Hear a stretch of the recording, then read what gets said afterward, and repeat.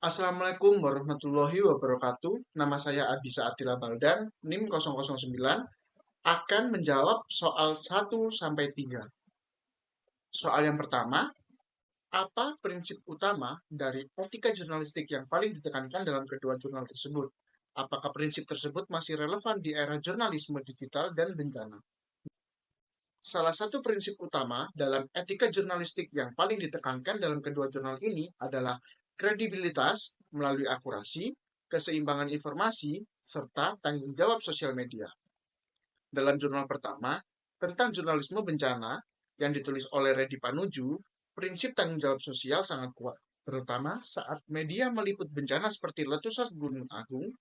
Media diharapkan tidak hanya menyampaikan informasi, tapi juga memberi peringatan dini, edukasi, dan membentuk sikap waspada masyarakat. Di sini, pemberitaan yang tidak akurat dan tidak berlebihan sangat penting agar tidak memperparah trauma atau kepanikan masyarakat. Contohnya, saat Bandara Ngurah Rai ditutup karena abu vulkanik, media seperti Bali Post seharusnya menyampaikan informasi itu tanpa menakut-nakuti, tapi tetap mendorong masyarakat untuk mengikuti himbauan resmi. Ini menunjukkan fungsi sosial dan tanggung jawab dalam menyelamatkan publik dari kebingungan. Dalam jurnal kedua tentang jurnalisme digital dan warga yang ditulis oleh Yohanes Widodo, tantangan utama adalah bagaimana kredibilitas dan etika tetap dijaga di tengah banjirnya informasi dari jurnalis warga.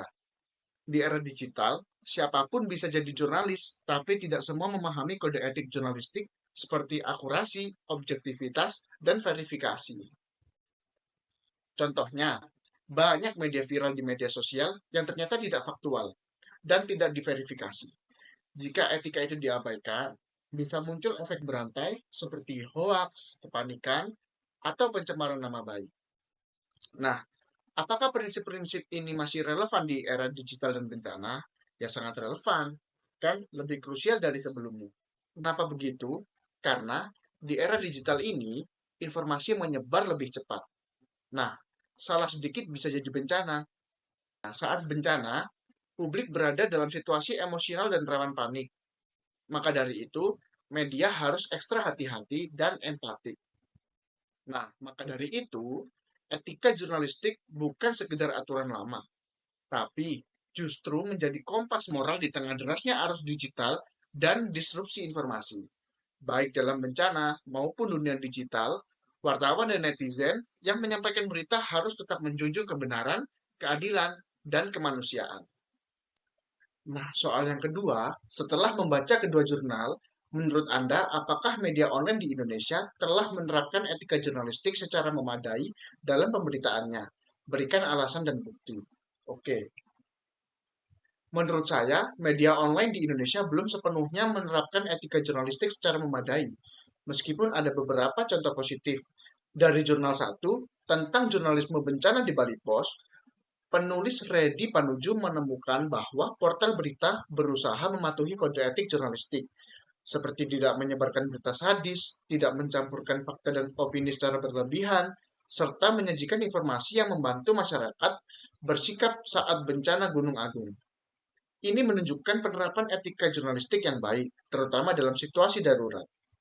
Namun, kelemahannya ada pada minimnya laporan mendalam dan kurangnya observasi langsung. Banyak berita hanya berdasarkan rilis atau pernyataan pejabat. Ini mengindikasikan bahwa meskipun tidak melanggar etika secara eksplisit, media online masih kurang maksimal dalam memberikan konteks, kedalaman, dan tanggung jawab sosial.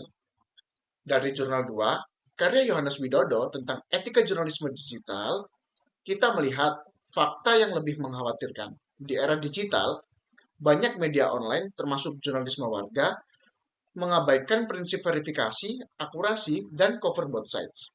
Karena mengejar kecepatan dan traffic, berita sering diunggah tanpa cek fakta yang memadai. Banyak juga opini yang disamarkan sebagai fakta, bahkan berita yang menjiplak tanpa menyebut sumber. Contohnya adalah seperti fenomena clickbait, berita dengan judul provokatif tapi isi tidak sesuai. Ini bertentangan dengan kode etik jurnalistik pasal 1 dan 3 dari Dewan Pers yang mengatur tentang akurasi dan pemisahan fakta dan opini. Maka dari itu, media online di Indonesia masih dalam proses belajar menjalankan etika jurnalistik di tengah tekanan ekonomi dan digitalisasi.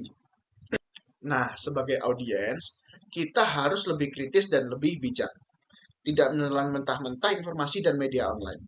Dan sebagai contoh, hmm, dan sebagai calon fon dan sebagai contoh profesionalis dan sebagai contoh calon profesional komunikasi, saya percaya bahwa etika adalah pondasi utama dari kepercayaan publik. Untuk pertanyaan yang nomor 3, menurut Anda, apakah jurnalisme warga atau citizen journalism dapat menyaingi profesionalisme jurnalisme arus utama dalam hal etika dan kredibilitas? Jelaskan kelebihan dan resikonya.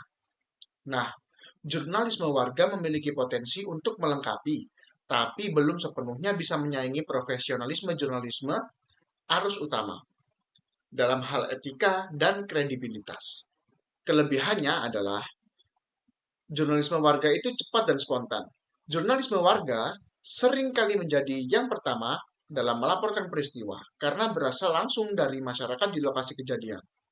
Kemudian dekat dengan realitas lapangan karena mereka itu dekat dengan sekitar. Jadi mereka bisa menyuarakan hal-hal kecil yang sering luput dari media besar, misalnya keluhan warga lokal atau isu-isu minoritas. Kemudian yang terakhir, partisipatif dan demokratis. Jurnalisme warga memberi ruang bagi publik untuk menjadi bagian dari proses penyampaian informasi. Ini memperluas cakupan narasi dan memperkuat demokrasi informasi. Contohnya, bisa kita lihat dari Oh My News di Korea Selatan dalam jurnal Aspicom yang berhasil membangun sistem verifikasi dan etika melalui kolaborasi antara jurnalis warga dan editor profesional. Bahkan, Oh My News memiliki kode etik sendiri dan membuka pelatihan jurnalisme warga. Namun, resikonya juga cukup besar. Minim pelatihan jurnalistik, rawan penyebaran hoaks dan misinformasi, dan tidak ada akuntabilitas. Jadi, apakah bisa menyaingi media arus utama? Bisa, tapi dengan syarat jurnalisme warga harus mengadopsi standar etika yang jelas, bekerja sama dengan media profesional seperti Oh My News, dan memiliki sistem verifikasi serta pengawasan internal. Nah, maka dari itu, jurnalisme warga bukan pengganti jurnalisme profesional, tapi bisa menjadi media kritis yang memperkuat ekosistem informasi. Asalkan etika tetap dijaga, kredibilitas dibangun bukan hanya dari siapa yang meliput, tapi dari bagaimana informasi itu dikonfirmasi, ditulis, dan dipertanggungjawabkan. Perkenalkan, nama saya Ahmad Yusuf Arifianto Aziz, NIM 2022 104 03 11 401. Menjawab nomor 4. Jurnal pertama menyoroti pentingnya tidak mencampurkan opini dalam berita bencana. Menurut Anda bagaimana dampaknya bagi publik bila berita bencana syarat opini? Dari pandangan saya, untuk menjawab nomor 4, jika berita bencana syarat akan opini, maka akan terjadi distorsi fakta atau bercampurnya fakta dengan hal lain. Jadi informasi yang disampaikan dan akan didapat tidak murni fakta yang ada di lapangan. Yang kedua yaitu kecemasan atau panik karena adanya syarat opini atau banyak opini di dalam berita tersebut, maka akan menimbulkan dampak kepanikan atau kecemasan bagi yang membacanya. Yang terakhir, menurunkan kepercayaan terhadap media dengan adanya penulisan yang berita bencana yang terlalu banyak mengandung opini, maka dapat mengurangi kepercayaan seseorang terhadap berita bencana terhadap media. Untuk menjawab nomor 5, dalam konteks etika jurnalisme digital, bagaimana Anda melihat peran gatekeeper saat ini? Apakah peran ini bisa digantikan oleh algoritma atau jurnalis warga? Untuk menjawab pertanyaan ini, menurut saya gatekeeper tidak dapat diganti seutuhnya atau diganti secara keseluruhan karena algoritma dan jurnalisme warga itu saling melengkapi, dari kekosongan tersebut saling melengkapi sehingga tidak ada yang dapat menggantikan satu sama lain. Dengan jurnalisme profesional tetap memegang peranan yang terpenting di gatekeeper tersebut. Sebagai peran gatekeeper merupakan peran yang dapat diisi oleh jurnalis profesional. Untuk menjawab nomor 6, bandingkan peran media dalam penanggulangan bencana seperti dalam kasus Gunung Agung dengan peran media dalam membangun opini publik melalui jurnalisme warga seperti My News, mana yang lebih efektif dan etis. Menurut pandangan saya, untuk menjawab pertanyaan ini, mana yang lebih etis dan efektif menurut saya adalah melalui cara atau metode dari My News, karena dari My News melakukan pembinaan terhadap jurnalis yang tidak profesional dengan mengadakan the Ethic Code and Citizen Reporter Agreement untuk menambah profesionalisme para jurnalis yang tidak profesional ini. Dan My News juga memiliki kode etik buat jurnalis yang belum profesional dan dibimbing sehingga berita yang mereka tulis atau jurnalis yang tidak profesional ini yang mereka tulis mengikuti kode etik jurnalisme yang telah ada walaupun mereka belum seprofesional itu. Assalamualaikum warahmatullahi wabarakatuh.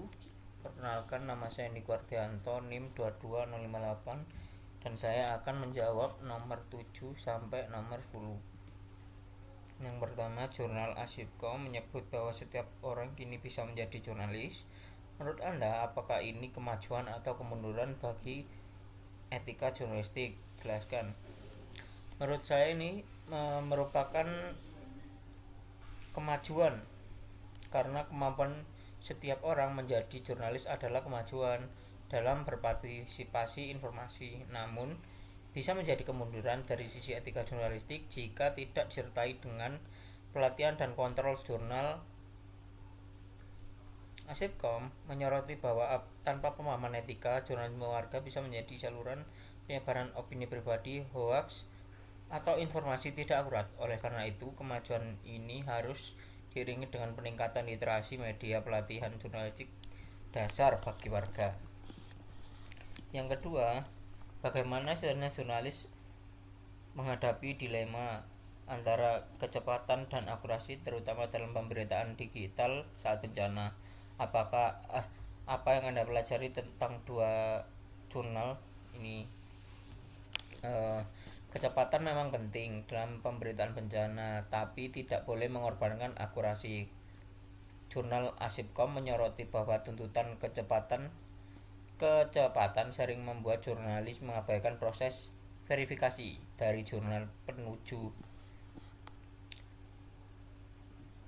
Kita pernah belajar bahwa berita yang cepat tapi tidak akurat dapat menimbulkan kebingungan bahkan kerugian. Selanjutnya, setelah membaca jurnal-jurnal tersebut, bagaimana Anda memandang pentingnya pelatihan pendidikan etika jurnalistik bagi jurnalis maupun jurnalis warga? Pelatihan dan pendidikan etika bagi jurnalistik sangat penting untuk jurnalis profesional maupun jurnalis warga. Jurnal Asipcom memberikan contoh nyata melalui My News yang mendirikan sekolah jurnalisme warga untuk meningkatkan standar dan etika. Dengan pelatihan, jurnalis dapat lebih memahami prinsip akurasi, keadilan, tanggung jawab, sehingga kualitas pemberitaan akan meningkat dan kepercayaan publik terhadap media terjaga. Selanjutnya dan yang terakhir, jelaskan bagaimana cara agar jurnalis atau media bisa tetap menjaga integritas dan tanggung jawab sosial dalam tekanan bisnis dan politik, sebagaimana dibahas dalam jurnal pertama. Agar jurnalis dan media dapat menjaga integritas tengah tekanan bisnis dan politik, beberapa hal harus dilakukan. Yang pertama, menjaga independensi redaksi, menetapkan kode etik yang ketat, memperkuat kontrol editorial, transparansi dalam hubungan media dengan sponsor atau kekuatan politik, dan mengedepankan akuntabilitas publik.